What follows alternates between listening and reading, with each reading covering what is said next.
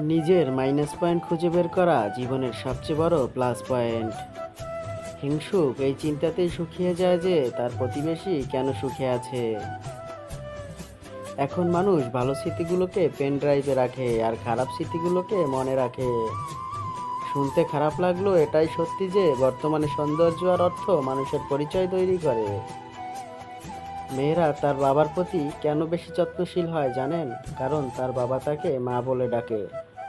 ফর্সা বা কালো, লম্বা বা খাটো, রব আপনাকে যেমন বানিয়েছে রবের ইচ্ছায় বানিয়েছে, শুকরিয়া আদায় করুন।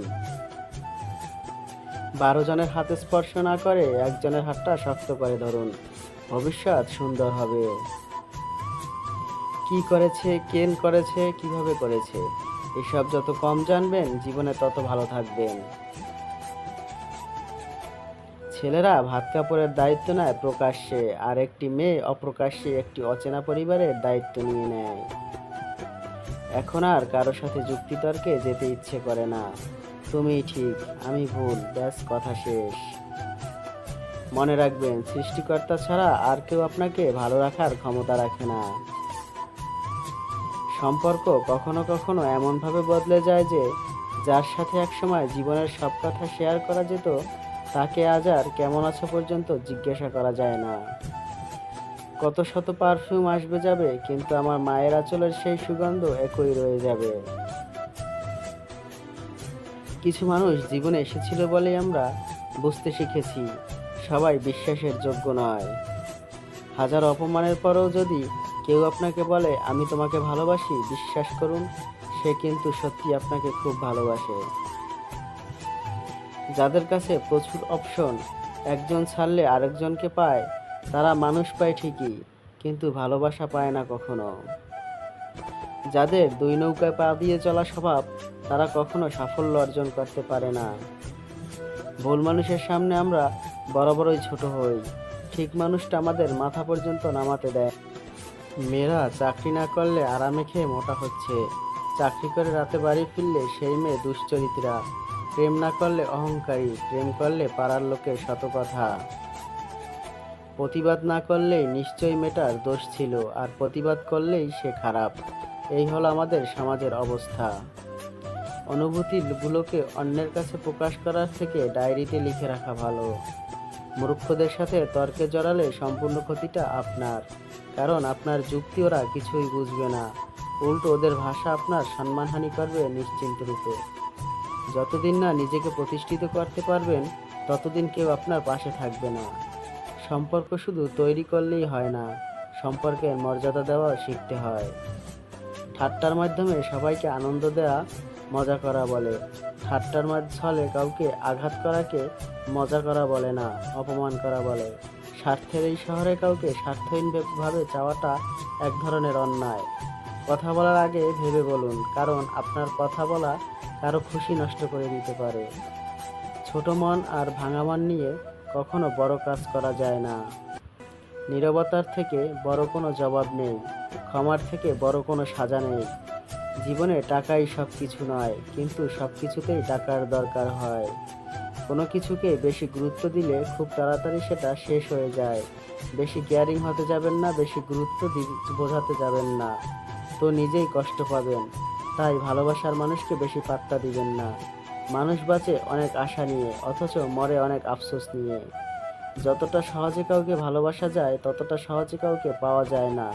যতটা সহজে মানুষকে ছেড়ে দেওয়া যায়, ততটা সহজে ফিরিয়ে আনা যায় না। অদৃশ্য ভাইরাস যদি আমাদের ভয় দেখাতে পারে, আমাদের মারতে পারে, অদৃশ্য রব আমাদের বাঁচাতেও পারে। তাই রবের উপর বিশ্বাস রাখুন, তাকে ভালোবাসুন। রবকে ভালোবাসা আর মানুষকে ভালোবাসার মধ্যে পার্থক্য কি জানেন? মানুষকে ভালোবাসলে সেটা আমাদের দুর্বলতায় পরিণত হয়, অন্যদিকে রবকে ভালোবাসলে সেটা আমাদের শক্তিতে পরিণত হয়। টাকা জমিয়ে শখের জিনিসটা কেনার মর্মটা একমাত্র মধ্যবিত্ত পরিবারের ছেলেমেয়েরাই বোঝে। মানুষ এখনো এটা বোঝে যে রব সম্পর্ক জিনিসটা বানিয়েছে একে অপরের কেয়ার করার জন্য, একে অপরকে ব্যবহার করার জন্য নয়। চোখের জলটা সহজে মুছে ফেলা যায়, কিন্তু চোখ থেকে জল পড়ার কারণটা মুছে ফেলা যায় না।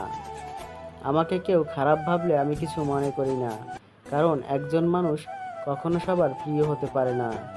আমি আমার বিবেক দিয়ে নিজের পথ চলবো। যে চেনার সে ঠিকই আমায় চিনবে।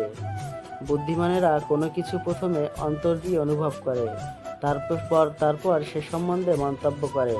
নির্বোধেরা প্রথমেই মন্তব্য করে বসে এবং পরে চিন্তা করে। মেয়েরা জীবনে দুটো জিনিস চায়, একটি হলো সম্মান, আরেকটি হলো মনের মতো জীবন। নারীরা স্বভাবতই তাদের স্বামীর কাছ থেকে সব কিছু পাওয়ার পরও অন্যজনের স্বামী কি করে, তার স্বামী তাকে কি দিল এ বিষয় নিয়ে নিজের স্বামীর কান ভারী করে তোলে এবং তুলনা করে। তবে স্বামীর উচিত তার স্ত্রীকে বুঝিয়ে বলা যে রব সবাইকে সব রকমের সক্ষমতা দেয়নি, তাই অন্যের বিষয়ে কান বা নজর না দিয়ে নিজের দিকে দেওয়াই ভালো, তাহলে সংসারে সুখ আসবে। উপকার কখনো তার কাছ থেকে নিও না যে উপকার করে সেটা নিয়ে বারবার খোঁটা দেয়। রিলেশনশিপ হচ্ছে তাজমহলের মতো, দেখতে সুন্দর হলেও গড়ে তোলা অনেক কঠিন। একদিন সোনা লোহাকে বলল, আমাদের দুজনকেই তো লোহার হাতুড়ি মারা হয়, কিন্তু তুমি এত চেঁচাও কেন? লোহা তখন বলল, নিজেকে যখন নিজের কেউ আঘাত করে তখন ব্যথা অনেক বেশি লাগে। অন্যায় করে লজ্জিত না হওয়াটাও আরেকটি বড়।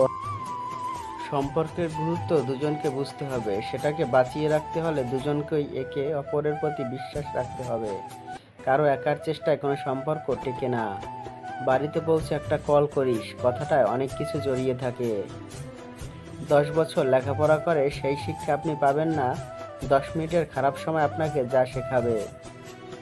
অতিরিক্ত লবণ যেমন তরকারির স্বাদ নষ্ট করে দেয়, অতিরিক্ত আবেগও ঠিক সেরকমই সম্পর্ক নষ্ট করে দেয়। 3টা জিনিস কখনো ফিরে আসে না, সময়, কথা, সুযোগ।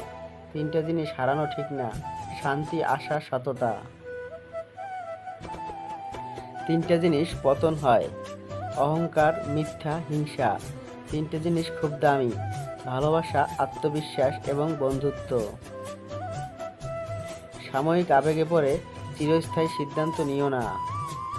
সাফল্য অভিজ্ঞতা থেকে আসে, আর অভিজ্ঞতা খারাপ অভিজ্ঞতা থেকে আসে। জীবনের 6টি নীতি। প্রার্থনা করার আগে বিশ্বাস করো, কথা বলার আগে শোনো, খরচ করার আগে উপার্জন করো, কিছু লেখার আগে চিন্তা করো, হাল ছাড়ার আগে চেষ্টা করো এবং মরার আগে বাঁচতে শেখো। মানুষের মনটা বুঝতে শেখো, তার কথাগুলো নয়, কারণ একটা কথার একাধিক মানে হতে পারে। যে ভালো দেখতে তার কাছে নয়, যে ভালো রাখতে পারে তার কাছে যাও। যে তোমায় পেয়ে অন্যকে ভুলে যায়, সে তোমার থেকে ভালো আরেকজনকে পেলে তোমাকেও ভুলে যাবে, কারণ সে কাউকে ভালোবাসে না, সে শুধু সবার মাঝে নিজের স্বার্থ খোঁজে।